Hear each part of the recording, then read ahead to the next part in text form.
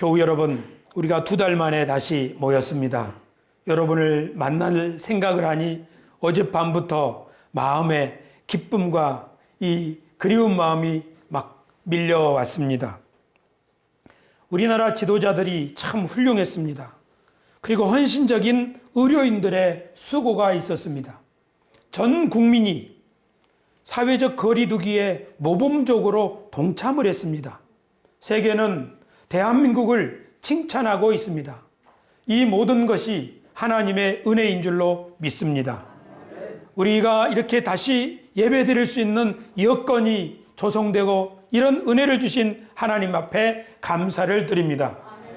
저는 지난 2달 동안 집에서 사회적 거리두기에 동참하면서 이 코로나 사태 동안에 우리가 깨달아야 될 것, 알아야 될 것이 있다는 사실을 생각해 보았습니다. 2가지만 예를 든다면, 첫째는 온 세상은 서로 연결되어 있구나.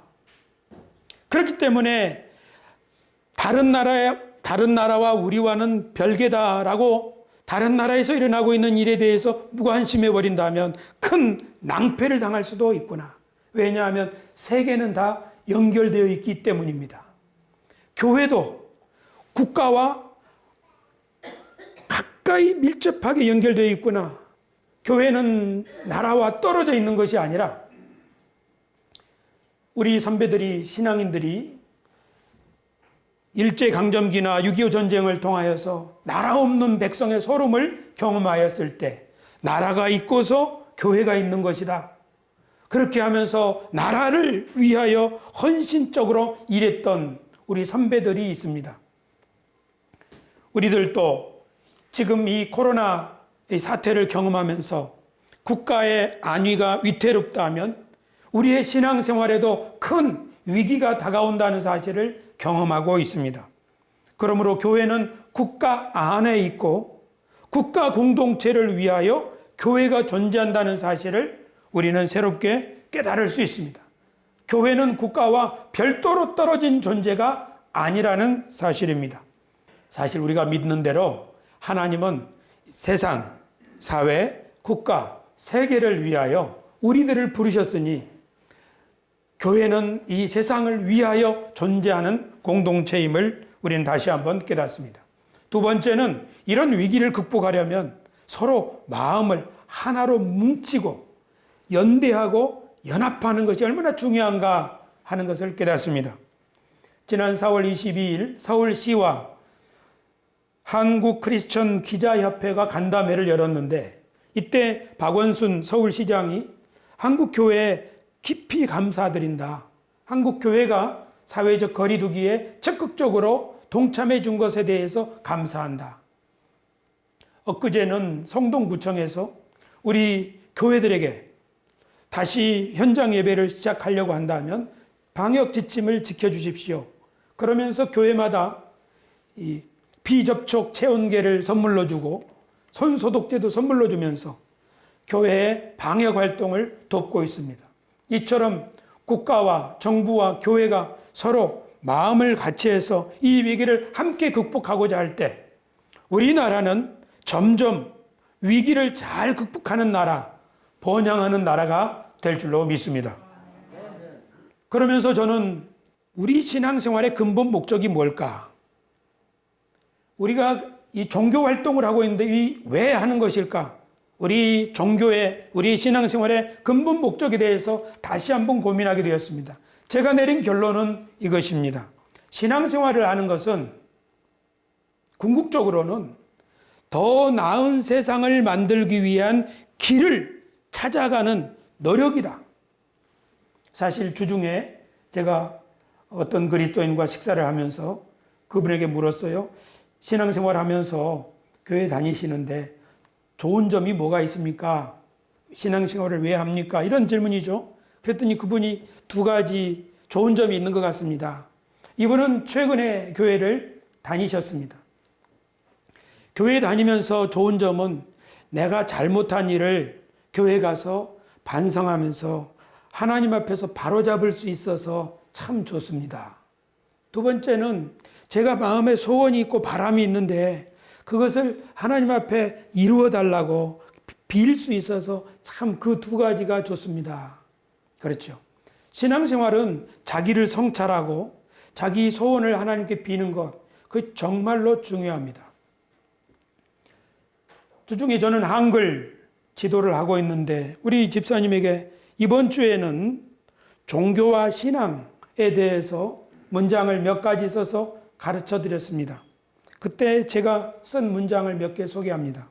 종교란 신의 가르침을 배우고 따르는 것이다. 종교에는 경전이 있다. 기독교의 경전은 성경이다. 진실한 신앙인은 하나님의 말씀을 믿고 순종한다.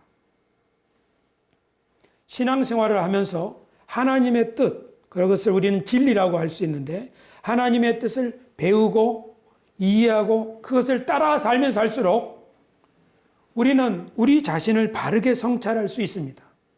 우리가 하나님의 뜻을 이해하면 이해할수록 우리는 바른 것을 하나님 앞에 빌 수 있습니다. 하나님의 뜻을 이해하는 것이 신앙생활에서 매우 중요합니다. 저는 우리 교회에서 하나님의 뜻에 대해서 계속적으로 설교했습니다. 성경은 하나님의 뜻을 보여주는 것입니다. 하나님의 뜻은 무엇입니까? 하나님의 뜻은 이 세상과 우리들을 위한 하나님의 계획입니다. 하나님은 세상에 대하여 어떤 뜻을 가지고 계십니까? 하나님의 계획은 처음부터 생육하고 번성하여 땅에 충만하라 하시면서 이 세상이 생명으로 충만해지는 세상, 그것이 바로 하나님의 뜻입니다. 우리를 향한 하나님의 계획은 무엇입니까? 이 풍성한 세상을 위한 관리자, 대리인으로 하나님은 우리를 지으셨습니다. 그러므로 인간을 향한 하나님의 뜻은 우리가 하나님과 사귀고 하나님을 바르게 예배하면서 우리들이 더 나은 사람이 되고 그러면서 삶 가운데 하나님 맡겨주신 이 가정, 이 세상을 더 나은 곳, 즉 더 따뜻하고 생명으로 충만한 세상이 될 수 있도록 만드는 일, 그것이 바로 우리를 향한 하나님의 뜻인 줄로 믿습니다. 이 세상이 더 나은 세상이 되도록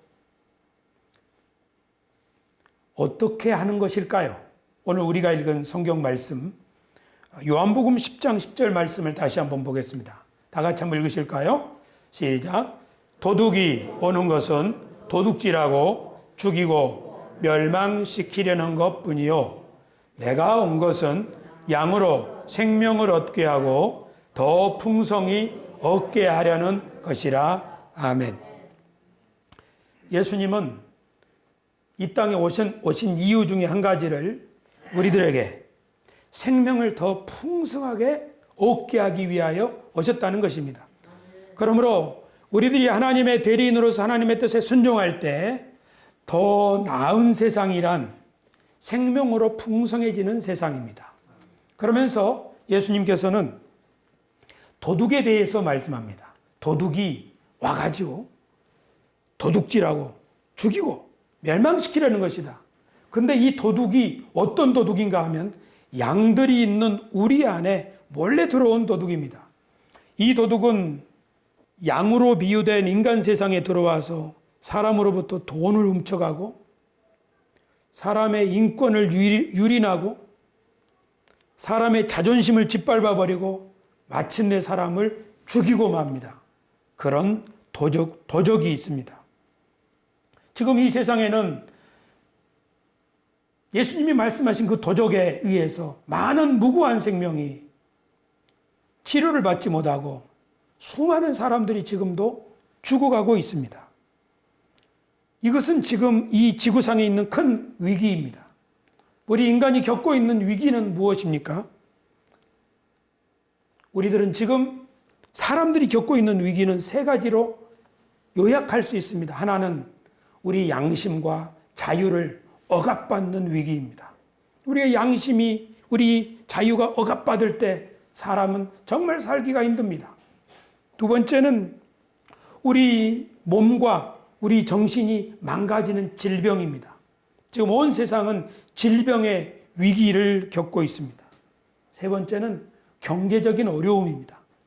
사람이 너무 경제적으로 힘들어지면 인간답게 살 수 있는 품격을 갖추기가 어려워집니다.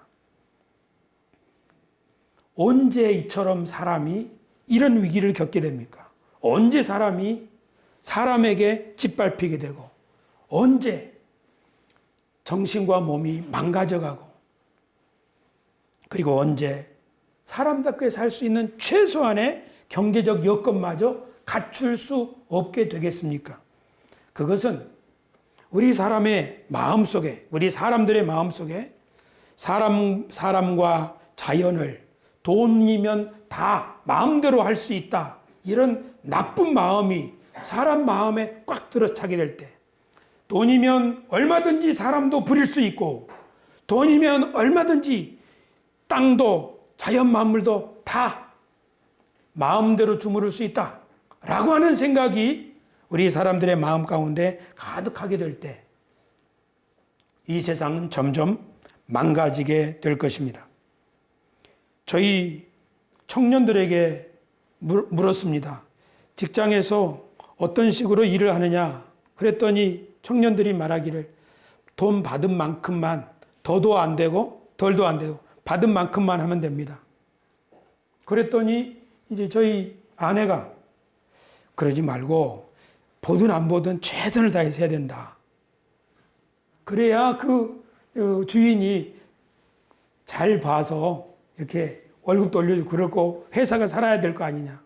그랬더니 청년이 하는 말이, 청년이 사실은 제 딸인데요. 아빠, 회사에 가서 뼈 빠지게 일하면 저는 저녁 때 무슨 공부를 합니까? 힘을 비축해 놔야 저녁 때 집에 와서 공부를 하죠. 우리 젊은이들도 그렇고 우리 어른들도 그렇고 사람이 노동을 하는 것은 돈 때문만은 아니잖아요.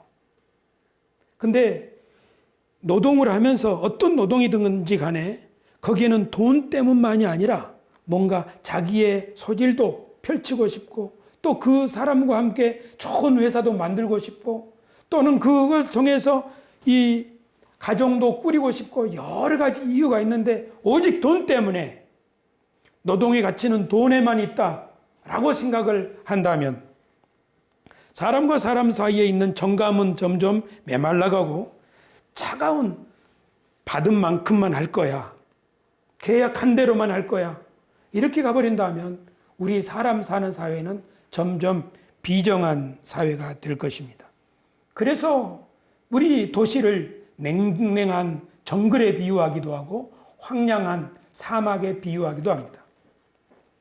어떤 도적이 이 세상에 왔습니다.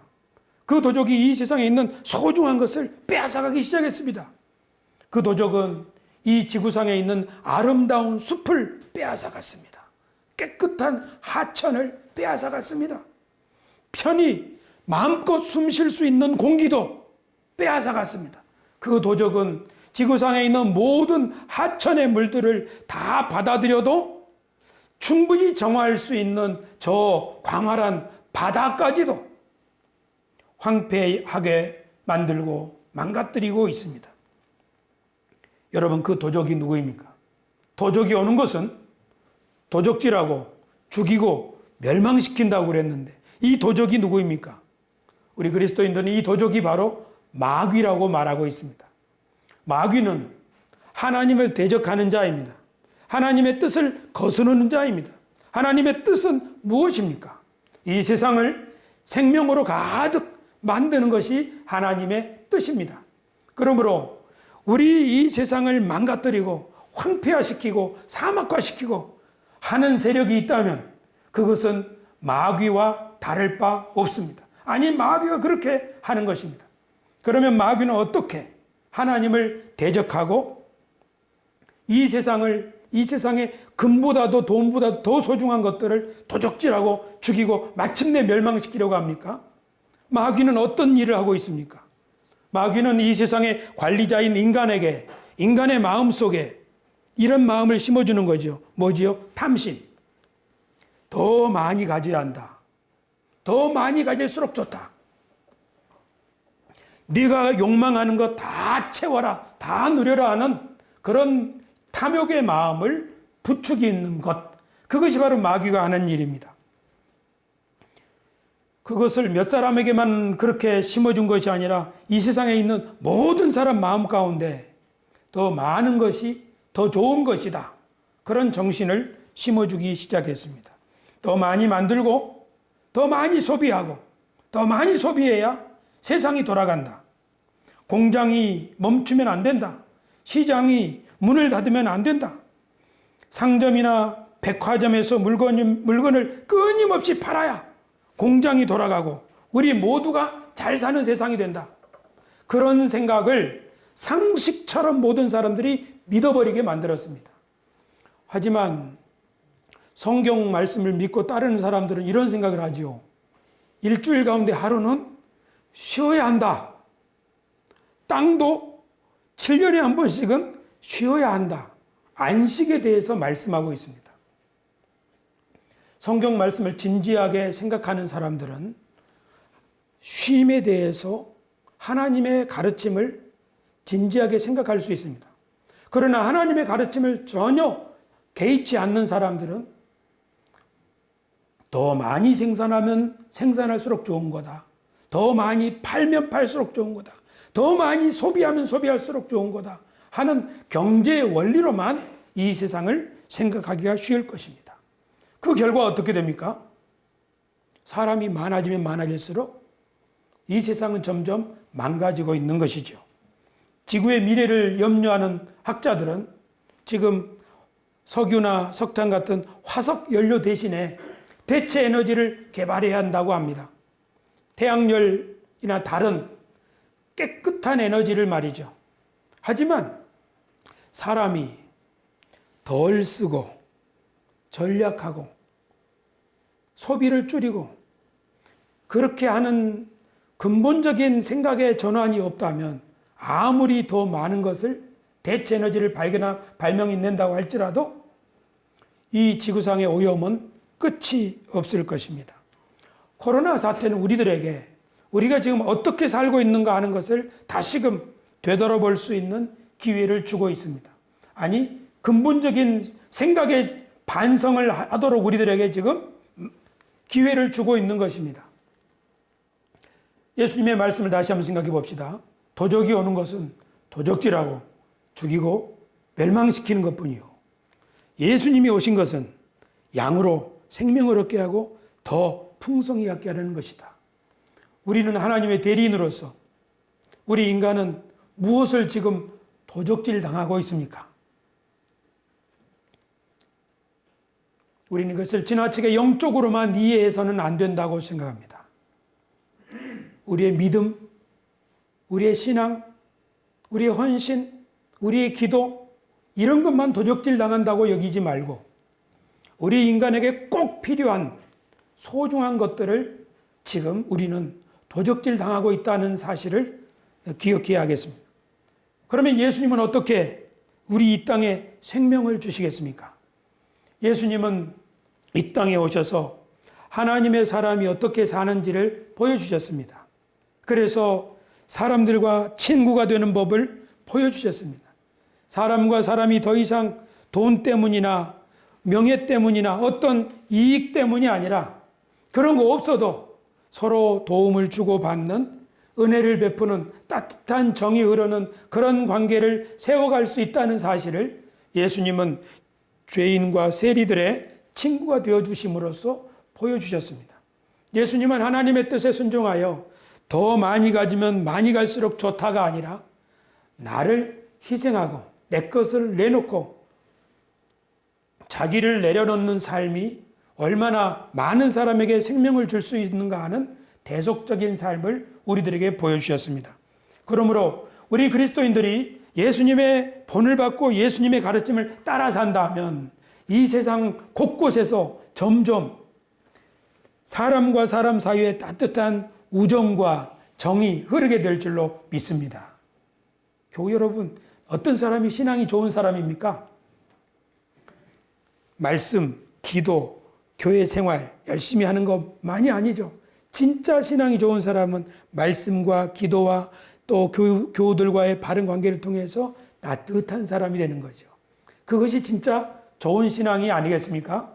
우리가 예수님을 바르게 믿는다면 우리들은 이 세상에서 그런 역할을 할 수 있는 생명의 공급자들이 될 수 있을 줄로 믿습니다. 그리고 돈으로 사람을 평가하는 것이 아니라 우리 가운데 있는 탐심의 우상을 먼저 버리고 나누고 베풀고 함께 할 수 있는 그런 삶을 살아갈 수 있기 시작할 것입니다. 우리가 예수님을 믿는다고 할 때 우리가 예배 생활을 통해서 우리 자신을 돌아보아야 할 것이 이것입니다.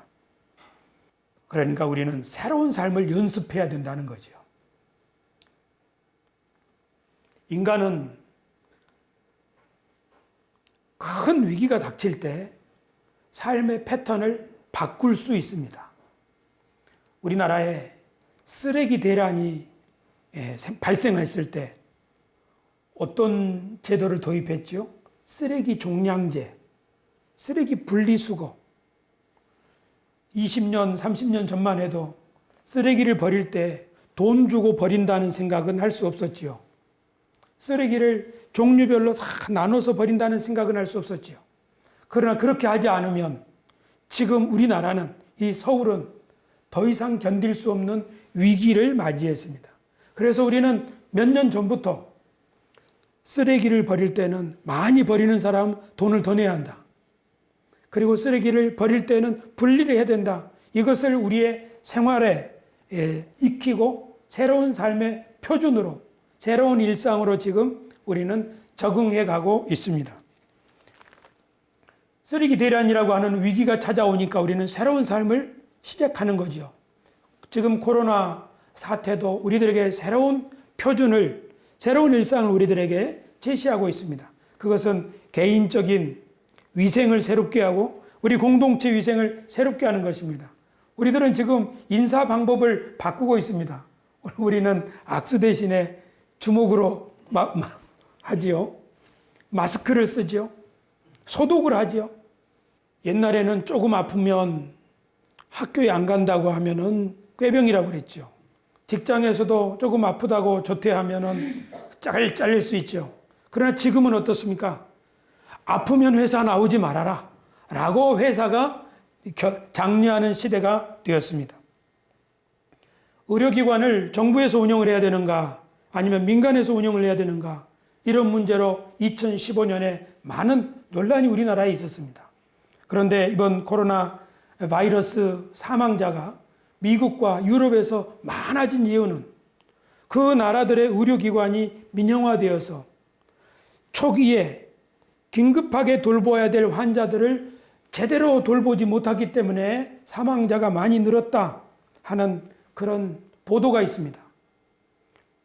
지금 우리는 우리 이웃 나라들도 그렇고 코로나 상황에서 경제를 살릴 것이냐, 보건을 먼저 생각해야 할 것이냐, 이거 가운데서 지금 고민하고 있습니다. 우리 정부도 그렇습니다. 미국에서는 지금 코로나 검사가 부족하기 때문에 도시 봉쇄를 좀 더 연장해서 충분히 검사를 해야 된다 하는 주장과 코로나도 급하지만 빨리 경제를 정상화하기 위해서 도시 봉쇄를 풀어야 된다 하는 주장이 맞서고 있습니다. 일본에서는 금년에 올림픽을 개최한 상황이라서 코로나에 대한 초기에 방역 기회를 놓쳐버린 것 때문에 일본의 많은 사람들이 지금 고통을 당하고 목숨을 잃고 있는 것 아닌가 하는 비판이 일어나고 있습니다. 지금 우리들은 새로운 시대에 접어들고 있습니다. 새로운 시대에는 새로운 가치관을 가진 사람들이 지도자가 되어야 합니다. 요새 젊은이들은 정치에 조금씩 관심을 가지기 시작했습니다. 오늘 저희가 교회 올 때 저희 셋째 딸이 말하기를 진보와 보수 그 둘 사이의 논쟁에 대해서 자신의 생각을 얘기했습니다. 경제가 회복되어야 국민들이 삶이 좋아질 수 있다 하는 생각도 있고, 지금 우리나라가 세계 7대 교역국인데, 무역국가인데 우리나라가 불평등이 먼저 해소되어야 국민들의 삶의 질이 좀 나아지고 이 불평등으로부터 오는 이 소외감을 점점 해소해야 자살률을 낮출 수 있다. 여러 생각들이 지금 우리나라 안에 이렇게 서로 주거니 받거니 상충하는 가운데 있습니다. 쉬운 문제가 아닙니다. 누가 답을 알고 있는 것도 아닙니다. 누구의 말이 옳다 이렇게 판단하기도 쉽지 않습니다. 지금 세계는 한 번도 가보지 못한 세상, 어떤 전문가도 예측할 수 없는 그런 지도 없이 가는 여행을 떠나는 여행자와 같은 위치에 있다고 학자들은 이야기합니다. 이 세상에 경제 전문가가 많지만 내년 경제가 어떻게 될지 확실히 아는 사람 없습니다. 환경, 질병, 도무지 미래를 예측할 수 없는 시대, 그런 시대라고 지금 우리는 말할 수 있습니다. 석유를 가져가는 사람에게 돈을 얹어주는 세상이 오리라고 누가 생각이나 했겠습니까? 우리의 미래, 지금 코로나보다 더 심각한 어떤 위기가 있을지 우리는 알 수 없습니다. 그렇기 때문에 미래에 어떤 일이 일어날지 알 수 없기 때문에 가만히 넋놓고 있으면 그런 나라는 굉장히 크게 망가지고 많은 사람이 고통을 겪게 될 것입니다. 미래에 어떻게 무슨 일이 닥칠지 모르기 때문에 우리들은 어떤 미래를 준비합시다. 우리들이 이런 미래를 꿈꾸고 이런 세상을 만들어 갑시다. 그리고 그런 제도를 준비합시다. 이런 마음가짐을 갖는 것이 매우 중요합니다. 우리나라는 사스나 메르스 때문에 많은 고통을 겪었지요. 그때 다시 이런 전염병이 온다 하면 이런 고통을 겪지 않기 위해서 의료 체계와 방역 체계와 또 전문 병원들을 준비합시다. 그렇게 준비를 했더니 지금 우리나라가 이 코로나 사태를 잘 대비하고 있는 이 칭송을 받고 있는 이것은 오늘 우리들에게도 좋은 본보기가 되고 있습니다. 이런 상황 속에서 우리들 기독교 신앙은 이 세상에 어떤 기여를 할 수 있겠습니까? 기독교 신앙을 믿고 예수님의 가르침을 믿고 따르는 우리들은 이 세상에서 어떤 기여를 할 수 있겠습니까? 예수님은 이 세상에 생명을 주기 위하여 오셨습니다. 예수님이 이 세상에 생명을 주시는 방식은 사람과 사람 사이에 따뜻한 정이 흐르도록 사람을 사랑하고 존중하신 것입니다.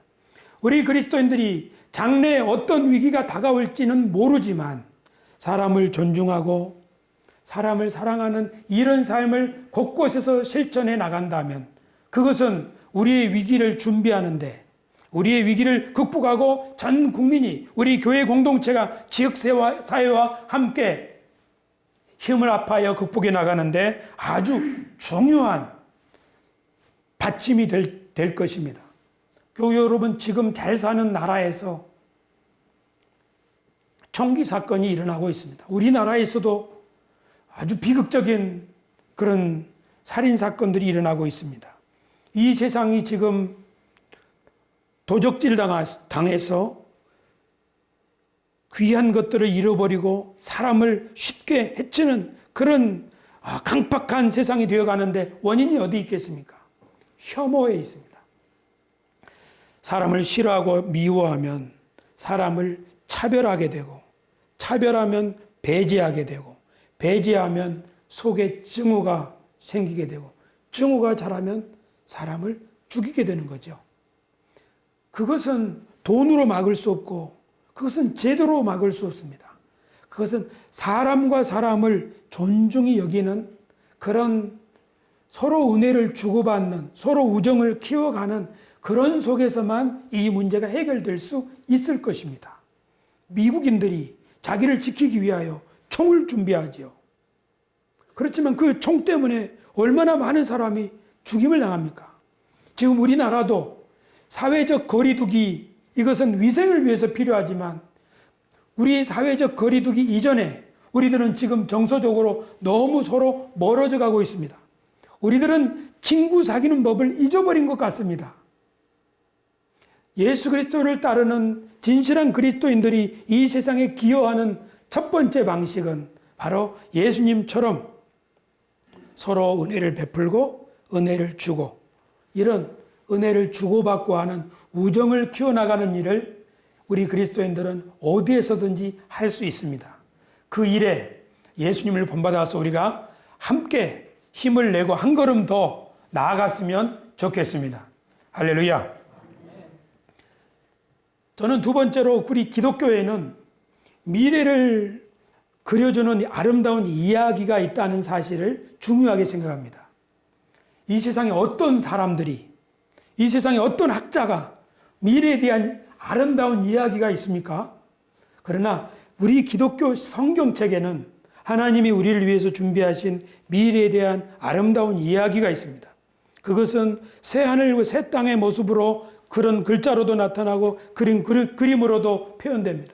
하나님의 사람들을 부르셔서 끊임없이 만들어 가시는 새로운 미래, 모세를 부르시고 여호수아를 부르셔서 새로운 땅을 주시고, 다윗을 부르셔서 하나님의 뜻을 이루게 하시고, 하나님이 제자들을 부르셔서 제자들을 통하여 새로운 공동체를 이루게 하시고, 그들의 마음 가운데, 우리들의 마음 가운데 내가 너희에게 줄 세상은 이런 세상이다 하고 하나님 나라의 꿈을 우리에게 주시는 것이죠.